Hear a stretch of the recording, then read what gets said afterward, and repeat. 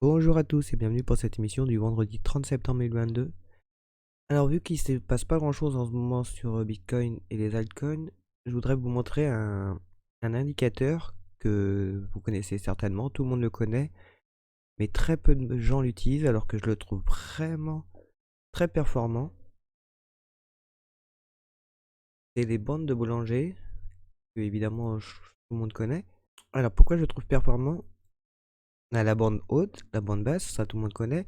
On a la bande du milieu. La bande du milieu qui représente le milieu entre le haut du nuage et le bas du nuage. Et ce qu'il faut savoir, c'est que cette base, on va l'appeler la base, sert de résistance et de support. Ça peut vous indiquer si vous êtes novice, dans quelle tendance on est. Si on est plutôt en tendance baissière, en tendance haussière. Comme vous voyez, là, on est en tendance baissière. On est passé en tendance baissière d'après les bandes de Bollinger le 13 septembre. Et depuis qu'on a brisé cette base, 50%, on a eu une baisse sur le Bitcoin de 10%. Ce qui est quand même pas mal pour le Bitcoin. Quand on voit qu'on l'a brisé le 9 septembre, on a une hausse de 10% également. Et on voit que le prix a tendance à venir retester cette base une fois, deux fois. Là, on est presque venu à tester, on est reparti. Là, on n'est pas venu à chercher. Là, on est venu à tester, on s'est fait rejeter. Là, aujourd'hui, on est en train d'essayer de revenir à chercher. On est en train de se faire rejeter pour l'instant, mais il est que 4 heures, donc c'est trop tôt pour en parler.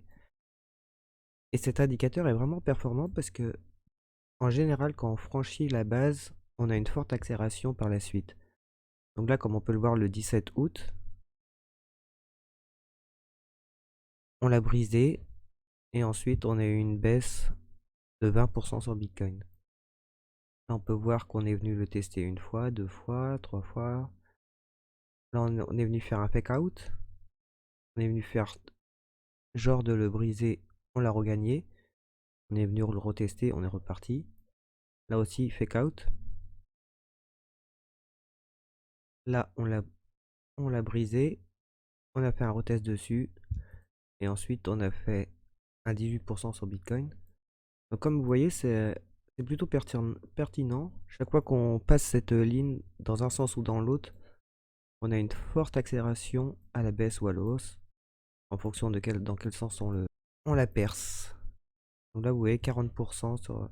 Donc voilà, c'est ce que je voulais vous passer aujourd'hui, les bandes de boulanger. Si vous êtes plutôt novice, n'hésitez pas à les mettre et vous pouvez voir, suivre la tendance plus facilement. Donc maintenant, on va passer Chiliz. Chiliz qui est en daily. Vous voyez, on est venu le tester hier, la base.